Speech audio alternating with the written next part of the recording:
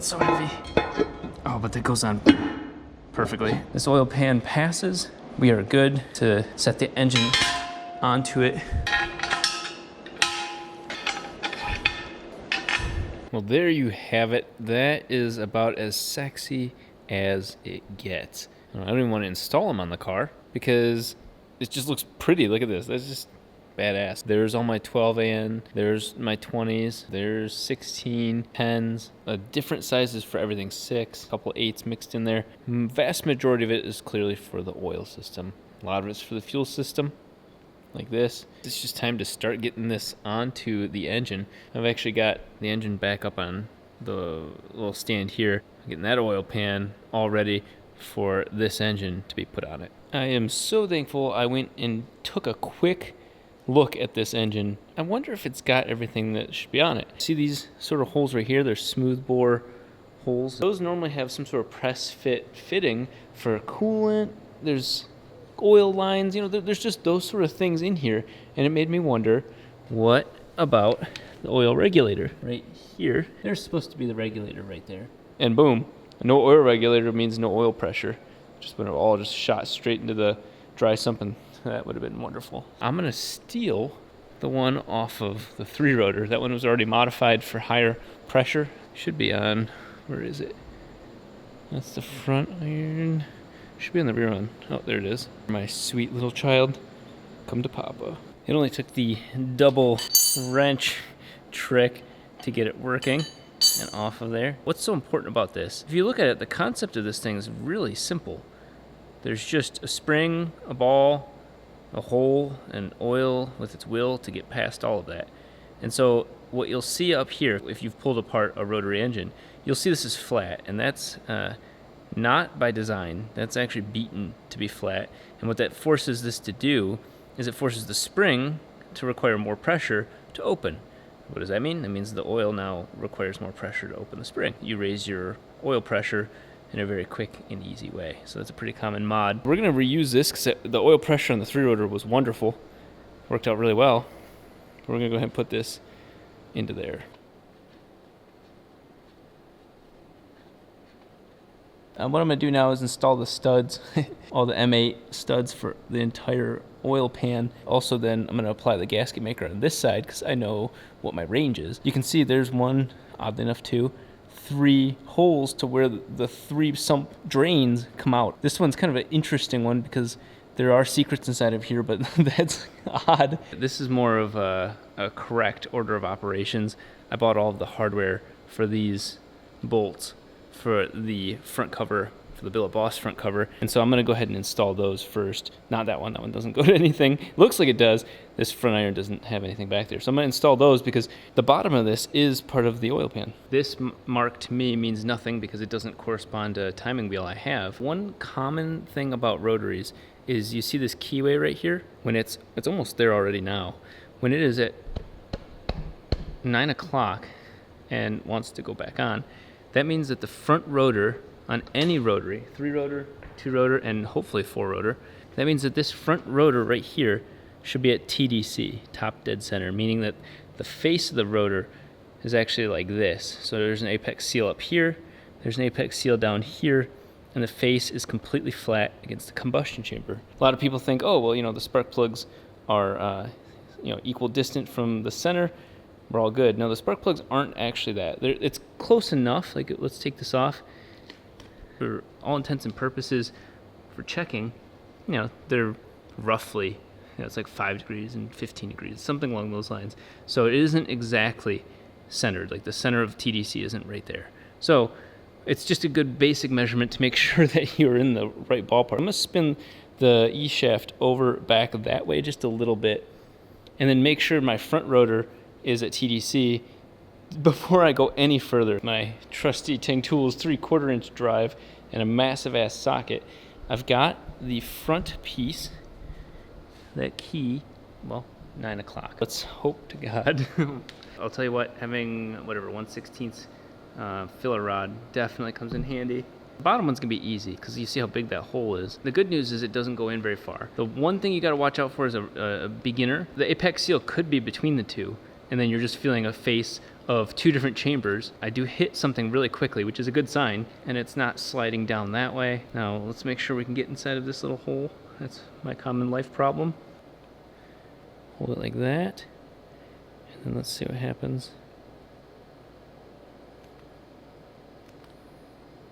They are both hitting something at almost the same spot. We have a rotor all the way over here, so we know that rotor 1 is timed the same way that all the rotary engines are, thank God, because this is going to come in weird when we start doing timing. We just know where it is, and so we can put marks on two different things and work accordingly, because we need this engine to be timed properly. That's so far beyond important, it's not funny. I went ahead and marked where that key is on here, and if you notice, it is not in line with that bolt hole.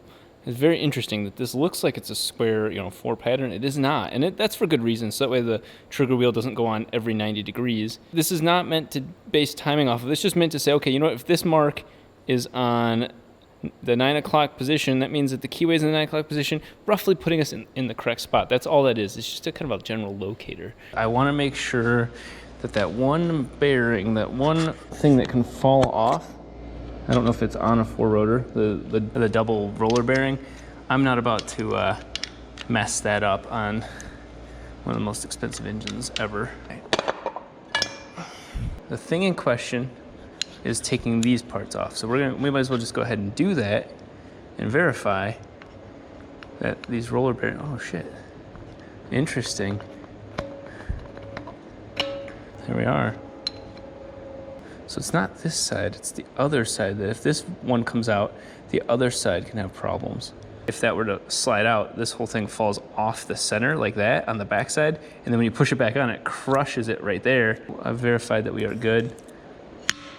Whoa, interesting, hang on, hold on. Well, thank God I was filming, because this does not go counter to just the front rotor. It goes on this angle. You guys will see that, but I had to stop, pause, and review the footage. It actually goes on this angle, which I wonder if that corresponds to this. That's on that angle, and it's on the opposite of that axis or that plane. So that makes me feel much more comfortable. God, that was terrifying. There's 2 marks on a goddamn counterweight. This would be for the stock oil system, the chain for that. And this would be for the good old oil metering pump. We don't need that. The important thing is that this is going to ultimately go outside of this. The ring, which I made the mistake last time, put it this way, stopping everything. It goes this way, in like that. Netter supplied me with this bag of sweet goodness. I'm gonna save you guys the time, but I get to live this moment by myself and enjoyably install all of these.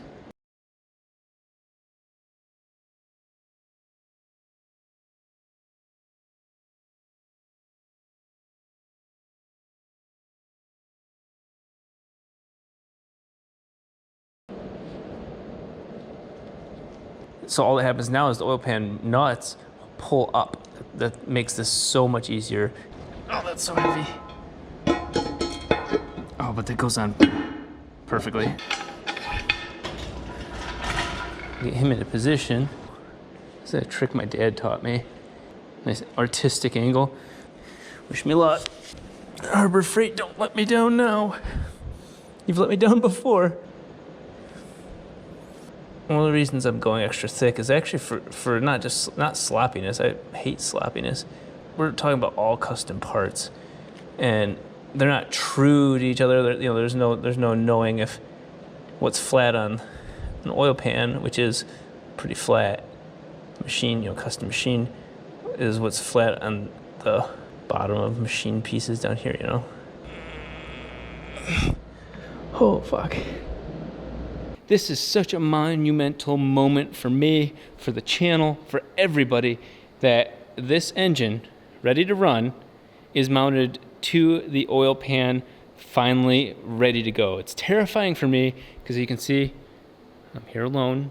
You know, for such a big build, it's weird that, and a lot of you guys supporting me, both emotionally and just with viewership, it's weird that here I am alone doing this by myself. This is it. This is a moment I've dreamed of for a long time. But the moment the engine was ready to go in the car, it's just, I don't know. You guys get it. You guys get it. I'm going to let this sit for an hour, and then I'll put all those nuts on there, and we can start building the rest of the engine out here while we're waiting for Isaiah to come over to help with the chassis work. But the small pieces like this, the stuff you saw in the last video, all of these parts can start getting mounted to the real engine, and progress can be made. There it is. That is probably the most beautiful thing I've ever seen.